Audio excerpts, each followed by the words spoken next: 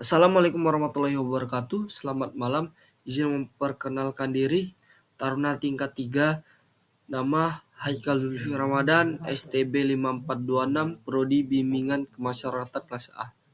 Izin Ibu, pada kesempatan kali ini saya akan mempresentasikan analisis psikologi kriminal terhadap kasus dugaan penyerangan yang dilakukan oleh RB atau ODGJ di Jalan Gang Obos 6, Kota Palangkaraya.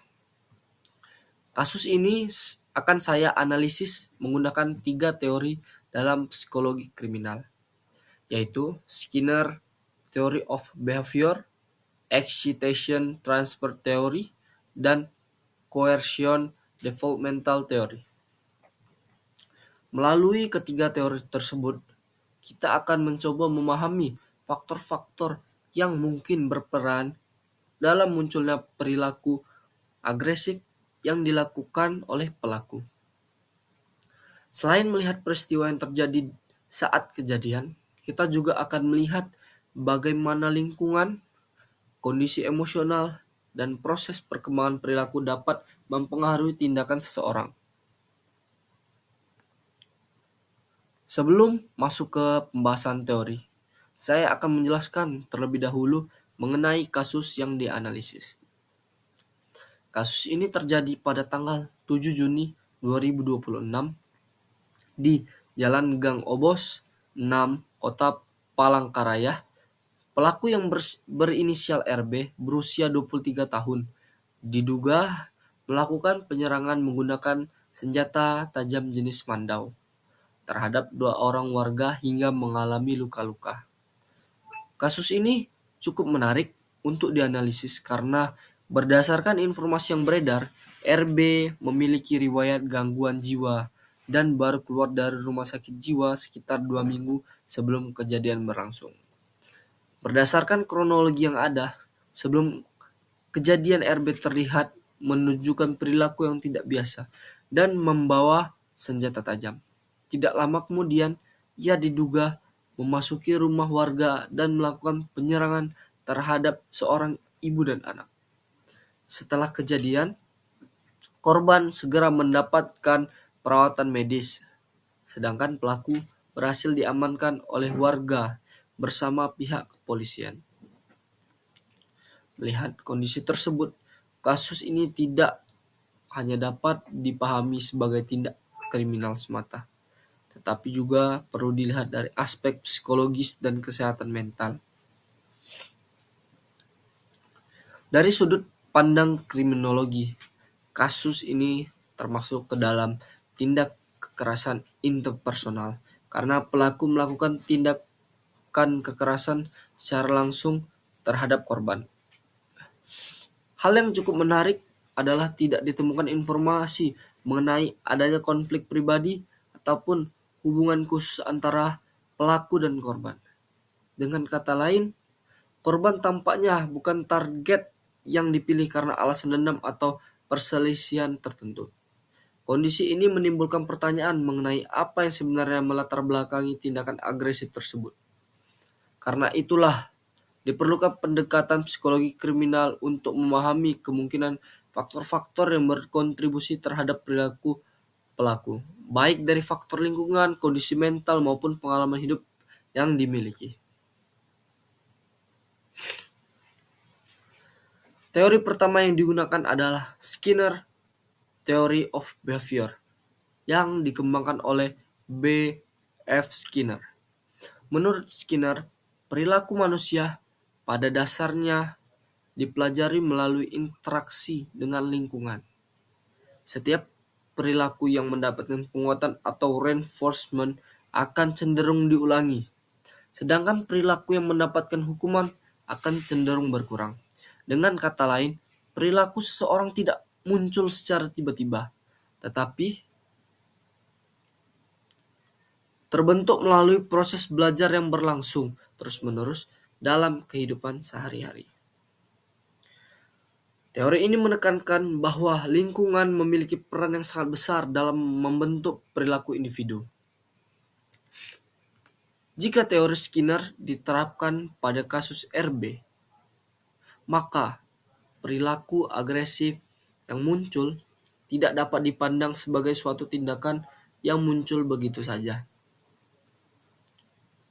Kita perlu melihat bagaimana lingkungan sekitar merespon perilaku pelaku sebelum kejadian. Misalnya, bagaimana hubungan pelaku dengan keluarga, bagaimana dukungan sosial yang diterimanya, dan apakah ada pengawasan yang memadai setelah keluar dari rumah sakit jiwa.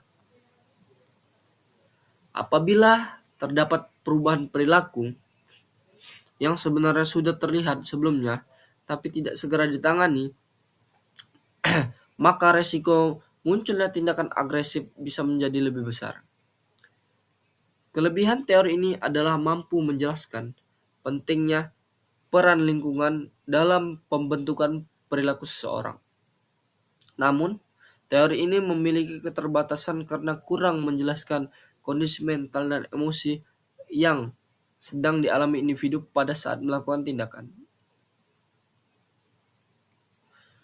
Teori yang kedua adalah excitation transfer theory yang dikemukakan oleh Dolph Zillman.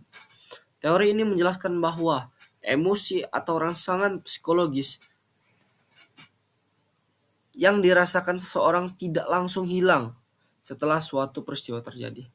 Rangsangan tersebut dapat terbawa ke situasi berikutnya dan memperkuat respon emosional yang muncul.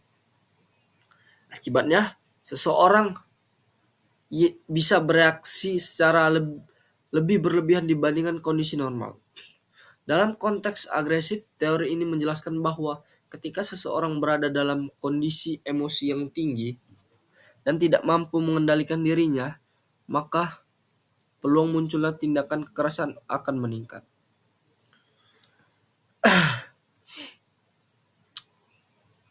Dalam kasus RB, teori ini dapat digunakan untuk menjelaskan kemungkinan adanya kondisi emosional atau psikologis meningkat sebelum kejadian. Perubahan perilaku yang ditujukan pelaku dapat menjadi indikasi bahwa ia sedang mengalami kondisi tertentu yang membuat tingkat emosinya meningkat. Ketika seseorang berada dalam kondisi arousal atau rangsangan emosional yang tinggi, kemampuan untuk berpikir secara rasional dapat menurun. Akibatnya, tindakan yang muncul bisa menjadi lebih impulsif atau lebih agresif. Kelebihan teori ini adalah mampu menjelaskan mengapa tindakan agresif dapat terjadi secara mendadak dan tampak tidak proporsional. Namun, teori ini lebih berfokus pada kondisi saat kejadian dan tidak menjelaskan bagaimana perilaku agresif tersebut berkembang sejak awal. Teori yang ketiga adalah coercion developmental theory yang dikembangkan oleh Gerard Peterson. Teori ini menjelaskan bahwa perilaku agresif berkembang melalui proses yang panjang dan dipengaruhi oleh berbagai interaksi sosial yang negatif. Menurut teori ini, ketika perilaku bermasalah tidak dikoreksi secara efektif, individu dapat belajar bahwa agresi merupakan cara yang efektif untuk menghadapi masalah atau memperoleh apa yang diinginkan. Karena itu, perilaku agresif dipandang sebagai hasil dari proses perkembangan yang berlangsung dari waktu ke waktu, bukan hanya akibat dari satu peristiwa tertentu.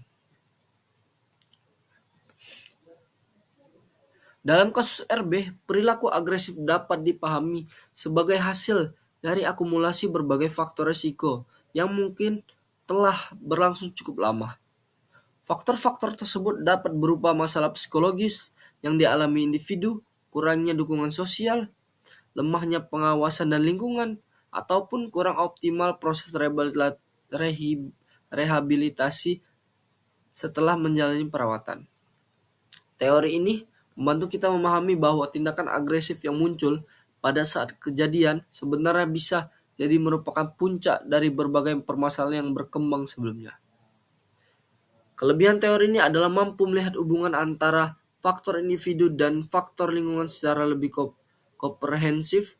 Namun teori ini memerlukan informasi yang cukup lengkap mengenai riwayat hidup pelaku agar analisisnya dapat dilakukan secara maksimal. Jika dibandingkan, ketiga teori yang digunakan dalam analisis ini memiliki fokus yang berbeda. Skinner Theory of Behavior membantu menjelaskan bagaimana perilaku terbentuk melalui proses belajar dan pengaruh lingkungan.